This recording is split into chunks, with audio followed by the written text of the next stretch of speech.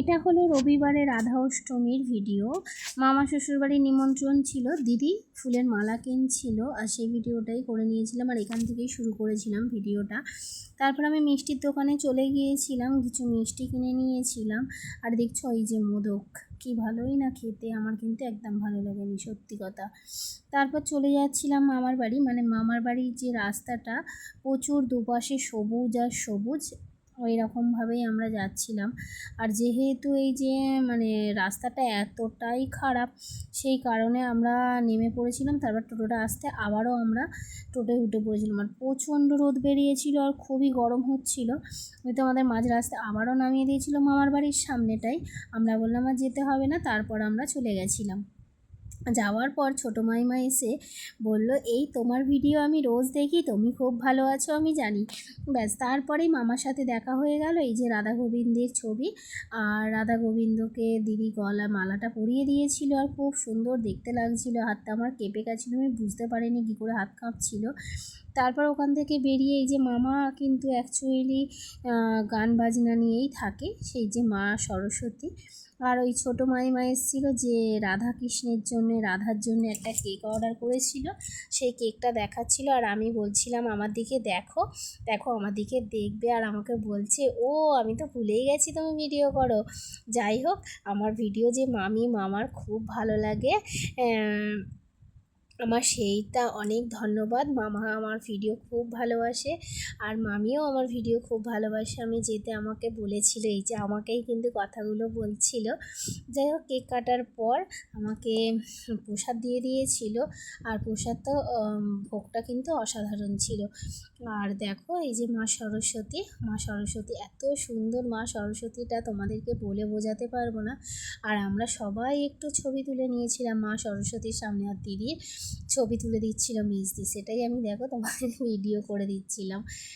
তারপর কিন্তু এই যে মামার কাছে অনেক স্টুডেন্ট, আমি আর সেগুলো ভিডিও ক্যাপচার করতে পারিনি। আর এই দুজন আমাদের সঙ্গে বসেছিল, ওদেরই, আর এটা দিদা আর পাশে দাদু।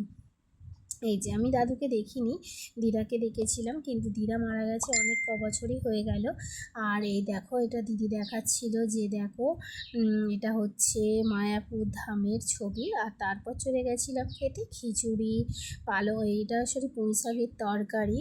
তারপর আমার প্রিয় খাবার চলে এসেছিলো পোলাও আর আলুর দম। আর খিচুড়িটা খেয়ে না পোলাও আলুর দমটা নিয়েছিলাম, আর একবার দিয়েছিল, আর এতটাই দিয়েছে কি বলবো। আর পোলাওটা সব ভোগগুলোই অসাধারণ ছিল। আর আমি এটা হচ্ছে চিলি সোয়াবিন।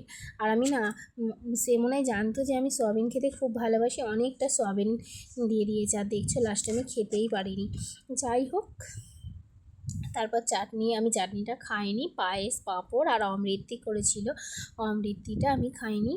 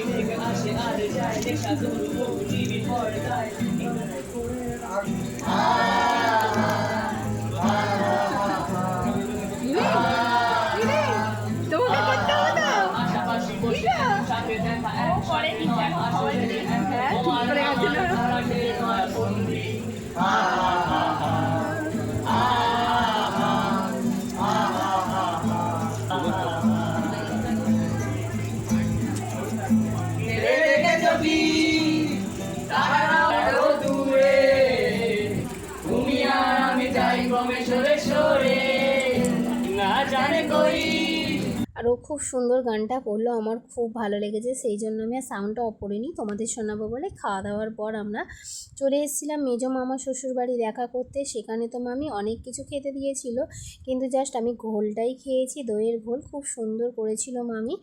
মেজো মামার বাড়ি থেকে ঘোল অনেক কিছুই খাওয়া দাওয়া দিয়েছিল, কিন্তু আমি খাইনি। দেখো ঘোলটা নিয়ে একটু ঢং করে নিলাম। তারপর ওখান দিয়ে যাওয়ার সময় একটু ফুল তুলে চলে গেছিলাম মেজদির ভাইজির বাড়ি পাপ্তির বাড়িতে ঘুরতে। পাপ্তি চা দিয়েছিল, খেয়ে দিয়ে চলে এলাম বাড়িতে। বন্ধুরা টাটা, শুভ দুপুরের শুভেচ্ছা।